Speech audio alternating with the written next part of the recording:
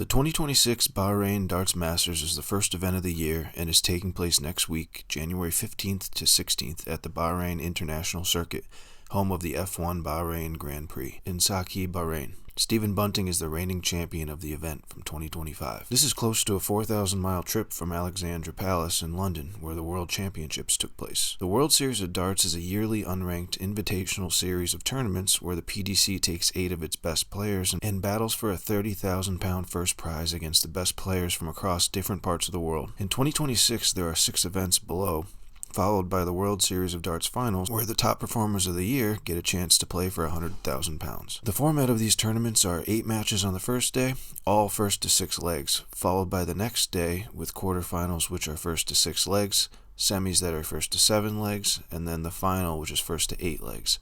Final day longevity is key to winning one of these, similar to Euro Tours. The PDC representatives for the Bahrain Darts Masters are Luke Littler, Luke Humphries, Gian van Veen, Michael van Gerwen, Stephen Bunting, Danny Noppert, Gerwin Price, and Nathan Aspinall. This is close to the Premier League lineup, without the likes of Josh Rock and Johnny Clayton. A lot of PDC fans, including myself, will be happy to see Noppert and Aspinall playing on the big stage after they didn't get an invite to the Premier League this year. Personally, I would like to see Josh Rock play at the US Darts Masters that I go to every year. Looking at their opponents, the 6 Asian invitees are Alexis Toilo, Lawrence Elagan, Motomu Sakai, Ryusei Azemoto, Paul Lim, and Manlok Leng. There were also 2 Bahrain qualifiers. They're Abdullah Saeed and Bassem Mahmood.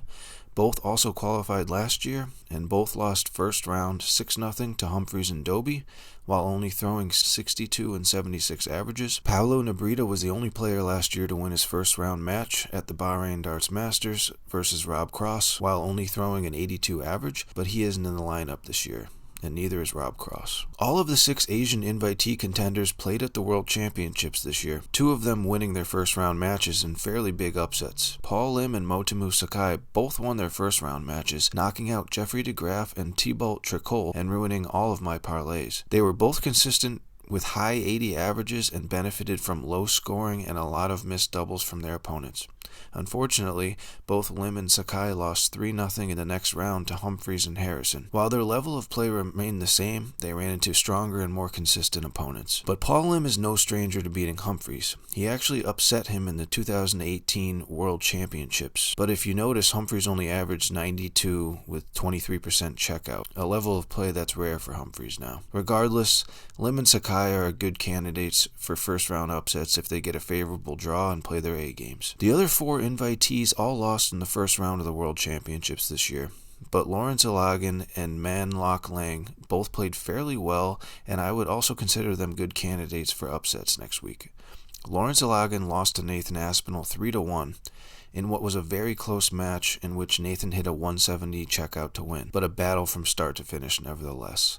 Lung played well and hit 5 180s, a 90 average, and 45 checkout percentage, but still lost 3-0 to Rapid Ricky Evans and his relentless 140 hitting and 43 checkout percentage. Toilo and Azemoto also had early exits in round 1 to inform Christopher Toski and James Wade, both averaging over 94. Toilo only won 2 legs with a 91 average and 18 checkout percentage, and Azemoto only won 1 leg with an 84 average and a 14 checkout percentage. I don't think either of these guys will win their round 1 matches next week, no matter who they play. Let's take a quick look at everyone's yearly stats next to each other. With the World Series being more of a promotional series for the growth of the sport across the world, seeing huge differentials in averages isn't uncommon. All of the PDC representatives have top-tier scoring and checkout percentages. When you're hoping that you draw Danny Noppert or Stephen Bunting in the first round, you know you're going to have a bad time. But looking at the numbers, Noppert is at the low end of the 8 players for average, first 9, and 171 to 180s per leg over the last 12 months. If you take a look at the competitors' stats, this is still 8 to 10 points higher than any of them.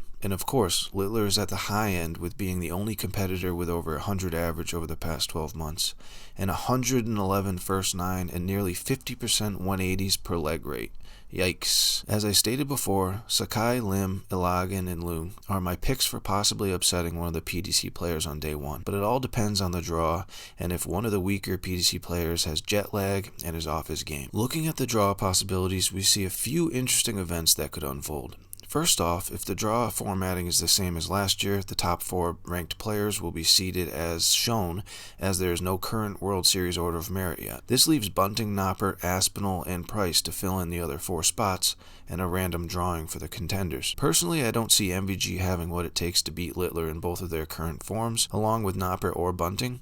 So unless Aspinall or Price are drawn into Littler's half of the bracket, I don't see him not making the final. Looking at the bottom half of the bracket, we again have a possible Luke Humphries and Gian van Veen matchup. Van Veen beat Humphries 5-1 in the quarterfinals of the Worlds this year, and beat him all 4 times they played last year. He definitely has his number, so I'd like to see a proper battle with Humphries playing at his top level. Noppert and Aspinall were both left out of the Premier League this year, and with this opportunity to play on the big stage, they may try to prove people wrong about that decision and come out swinging. Both of them have the capability to beat anyone on their best days, especially in shorter formats like 1st to 7 or 8 legs. And I would love to see one of them make the final or even win the tournament. In his current form, I still think Littler takes this one down. When Price is at his absolute best, I think he can give Littler a really good match and beat him close to half the time, but I don't think he's at his best, especially after losing to Wesley Plaisier at the Worlds recently. Littler also has the fun fact that Gian van Veen's been taking his main rival Humphries out of the picture before most finals. So if it ends up being Littler versus Gian, he just showed him who's boss in the finals of the World's Championship. But